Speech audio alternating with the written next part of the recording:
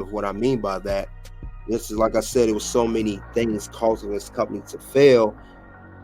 And this was by another talent. He's a very, very well decorated superstar, one of the best ever to put on a pair of boots in a wrestling ring. Mr. Kurt Angle, former TNA champion, former WWE champion, former World Heavyweight champion. We all know the whole deal, but we're going to discuss that right now. He says in this article right here, he explains why TNA Impact failed on Monday nights against WWE Raw. And this was just a few days ago. He said 2010 was meant to be the dawn of second Monday Night Wars, with TNA moving the Impact to Mondays in a bid to battle WWE Raw and light a fire under the stagnant professional wrestling scene. The move was ultimately a bad one. No kidding. As WWE trounced TNA with the move to Mondays, alienating many longtime TNA fans and selling the company back several years. Now let's see. One person of the Center Wars, Kurt Angle, and the TNA Hall of Famer said following the Monday Impact during the recent edition of Kurt Angle Show podcast, he said, and I quote, "I was excited about it, to be honest with you. I was really excited because I wanted to compete with WWE." Man, this is crazy. Let me see. I believe that, this is what led to, like I said, in the minds of TNA, and it just was never ever the same. And it's sad because they didn't. I think Impact was overstepping their boundaries, and they should have stayed in their lane. That's my opinion on that. They should never did that, and it just went. It's one bad thing to another, one bad thing to another. So this was no good at all. No good at all. No good at all. And it shouldn't have been that way because WWE was already doing their thing. It wasn't even worried about TNA. TNA was trying to challenge WWE, and that was a big, big mistake. That was a big mistake. That's something they should never, ever done. And it didn't make any sense for me. No sense. And I think, like I said, he made a big mistake. They made a big mistake doing that. So it was no good. That was the last time we had a Monday Night War with two major wrestling companies. You see that it's not happened since then. So, but like I said, I can't be the only one to talk about it. I believe that some more should be highlighted on this, what happened, and I'm going to definitely talk. We're gonna go more into this. So let's see if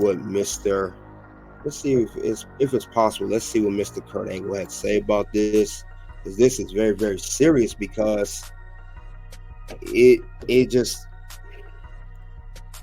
seemed like Dixie Carter was in over her head. That's the way I see it, and I don't know how that Dixie Carter couldn't see the signs that you shouldn't have done that at all. That's just my opinion on that whole thing. So this was a bad move. This was a bad move for TNA, and this is tied into everything else. But like I said, it's just no other words. It just seemed like the madness do not stop. It do not stop. It does not stop here at all. One thing after another. One thing after another.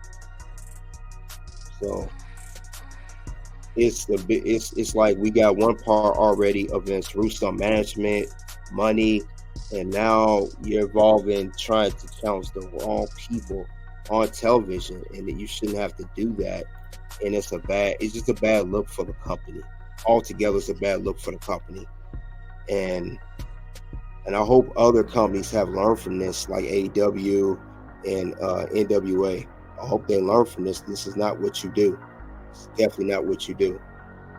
So let's see what else is going on. Like I said, gonna definitely touch it to that shortly.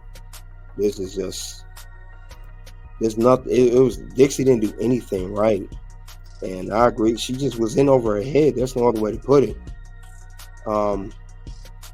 Let's see what Kurt Angle had to say about this, because I know he's a very reputable source. So let's get into that right now. Let's get into that shortly. See what happened.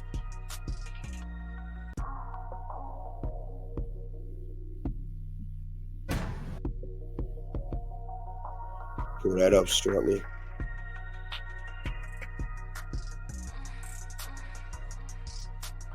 How's that sound, Kurt? Let's dig into our topic. How's that sound, Kurt? Yes, sir. Sounds good. All right, let's do it, because we're here to talk about Hulk Hogan entering the Impact Zone, brother. And so let's start from the beginning, as we should. When did Dixie Carter, Kurt, tell you that she was thinking about bringing in not just Hulk Hogan, but Eric Bischoff as well? She told me right when she talked to them, right when they showed interest. She came to me and said, "Hey, what do you think?" I said, "That's a great idea." I mean, it's honestly, I like Hulk Hogan. I like Eric Bischoff. I think they're good for the business, and I knew they could help us out, definitely. More eyes on the product, right, with Hogan? Yes, definitely. Yeah, no, absolutely. And again, this is in 2010. TNA makes the official announcement December 5th that they're making the move from a special Monday night show, that it was going to be 3 hours. Was that something, too, that you were excited about? What'd you think, man? This is a big move, Monday Night Wrestling for TNA. You know what? I was excited about it, to be honest with you. I was really excited because I wanted to compete with WWE. But we learned very quickly that you cannot compete with WWE if you don't have the money available. TNA had money, but they didn't have the money that WWE had. So it was really hard to compete against WWE. And I'll give you an example. Hogan and Bischoff wanted us to rent bigger venues. So we had to pay for those up front. And those bigger venues, they were for house shows, not even TV. Some of them were TV, some of them were house shows. But they wanted to rent these out, and it's a lot more expensive. So now we're booking all these shows all over the country, and we have to put up the deposit. It's a good bit of money. So I just think that we did everything really too quickly. I think maybe we start with the Monday night thing, let that build up a little bit, and then go, try to expand with your TVs, bigger arenas. But we did it all really quickly, and it was just too much. It's like, let's see how, let's make sure that the growth is going to be there, whether it's ad growth, we're going to Monday night. Let's see how the revenue is going to turn out from there first before we start saying, hey, let's just rent all these buildings too while we're at the same time. Right. You know what? We did get 2.19 million viewers that first Monday. I mean, it was our best rating ever. And we were consistently doing about 2 million a week at that particular time. So I'd say that was the highest peak in our company in the history. I think that we had the highest ratings at that particular time. And I think that's the only time that we could probably take a chance, try to go up against WWE, but it didn't work out. And I told Dixie, listen, back off, back away. You don't have to be number one. It's okay to be number two, especially where we were in this. We had Hulk Hogan, we had Scott Hall, Kevin Nash, Ric Flair, AJ Styles, Samoa Joe, Ken Anderson. I mean, I could let the what do you call it? The roster was loaded. The roster was loaded. So, there was no reason that we couldn't continue to work and try to build the company. And by the way, that announcement, December 5th, 2009. All right. Now, that's Kurt Angle's reaction to when TNA challenged Monday Night Raw to the Wars, for Monday Night Wars, which, like I said, was a huge mistake. It's something they should never have done, and it led to the demise of TNA. It's just something that was a bad move. It didn't make any sense. Now, I know what Kurt Angle was talking about. I remember when that happened. I think Jeff Hardy had just got over there. He was recently released from WWE. The previous year with this, his substance abuse issue. And I know the first episode was January 4th, 2010, if I want to say it. Yep, right here, January 4th, 2010. That was the first night that TNA challenged Raw. And like Kurt Angle said, they had one good episode, but it still wasn't enough to compete against the powerhouse as we known as WWE. No matter if people like WWE or don't, you're not going to beat them. It's going to be hard to beat them. You may win the battle, but you will lose the war. You know, TNA won maybe that first week, and that was it. It was never ever the same. I think they did this for maybe a year or so before they it completely shut down after that. But as we see here, there's another perspective. There were so many factors, so many things, and that was factored in as well, that led to the demise of TNA. It wasn't just one thing. Now we see multiple things, and it's sad. It's sad that it got to this point. It wasn't just management. It wasn't just money. It was just a greed. It sounded like all this came down to greed, being naive, and being controlling and power hungry. That's what it showed, for what I see. And it's a combination of everything. It's sad because it didn't have to come down to this. I think the way TNA is doing things now in 2024, I believe that they should have, if they did this way back then, it would have definitely helped them become a better company. And they could have just stayed in their lane instead of trying to get in WWE's lane. They would have still thrived. It just would have been on a smaller scale. I mean, imagine it's like a small burger joint trying to compete against McDonald's. You'll never beat McDonald's, but you always will be somewhere on the scale, similar to Burger King. Burger King's not going to top McDonald's ever. McDonald's will always be number one. But Burger King, no, they can't beat McDonald's, but they stay in their lane. They still thrive. They still have business going. And that's why things are going with TNA. This was a bad move. The Monday Night War was like pretty much, in addition to everything else, it was the final nail in the coffin. Besides Dixie Carter being power hungry, besides her make backstage with Vince Russo, besides bringing him in, it was pretty much the nail in the coffin with the Monday Night War. And then you did perform well enough to get, more money, but you still wanted more money. So no, that's terrible for Dixie Carter part. It was no good at all. There was no way it was going to work, not by any means. It just wasn't going to work.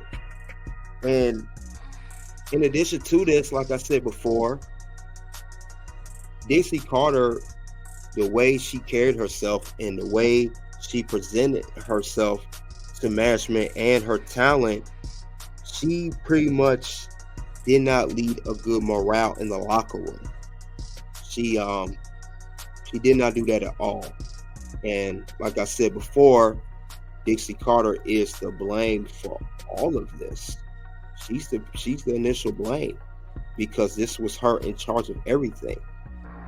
And what's so sad about it is, not only will people, Angelina Love voiced her opinion of how Dixie was treating people, she also displayed it.